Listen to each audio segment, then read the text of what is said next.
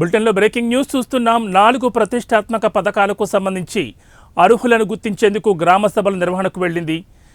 ఇందిరమ్మ ఇళ్లు, రైతు భరోసా, కొత్త రేషన్ కార్డుల పంపిణీ, ఇందిరమ్మ ఆత్మీయ భరోసా పథకాల కోసం లబ్ధిదారులను గుర్తించేందుకు నేటి నుంచి 24వ తేదీ వరకు అధికారులు గ్రామ సభలు నిర్వహించనున్నారు.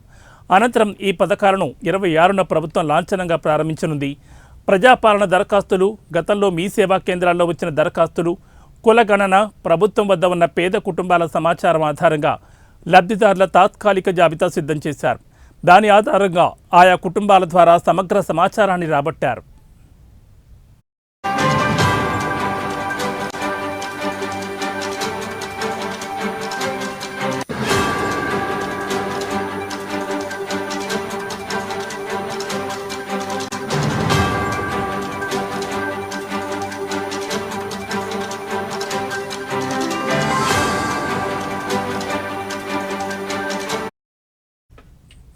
ఇప్పటికే గ్రామ పంచాయతీల్లో కార్యదర్శుల సమక్షంలో వివిధ శాఖల అధికారులు, ఎంపీడీఓల సహకారంతో సర్వే నిర్వహించారు.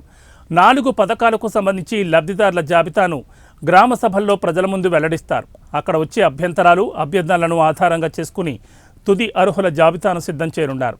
సాగుకు యోగ్యమైన భూమికి ఎకరాకు ఏడాదికి రైతు భరోసా కింద 12,000, ఇందిరమ్మ ఆత్మీయ భరోసా కింద భూమి లేని ఉపాధి కూలీలకు ఏటా 12,000 2 విడతల్లో అందించనున్నారు. నిరుడు కనీసం 20 రోజుల పాటు ఉపాధి హామీ పనులు చేసిన వారికే ఇందిరమ్మ భరోసా పథకం వర్తించనుంది.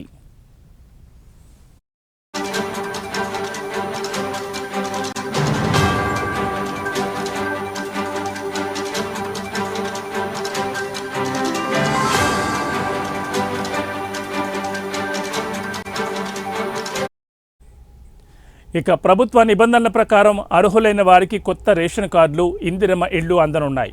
ప్రజాపాలన, కులగణన సర్వేతో పాటు 2014 నుంచి ఇప్పటి వరకు కొత్త రేషన్ కార్డుల కోసం మీ సేవ ద్వారా సమర్పించిన దరఖాస్తులను సాంకేతిక సమాచారం ద్వారా అర్హులను గుర్తించారు.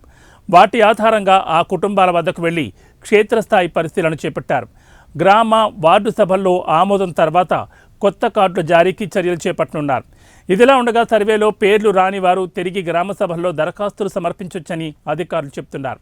సంక్షేమ పథకాలు అర్హులందరికీ అందుతాయని ప్రజలకు వారు భరోసా కల్పిస్తున్నారు.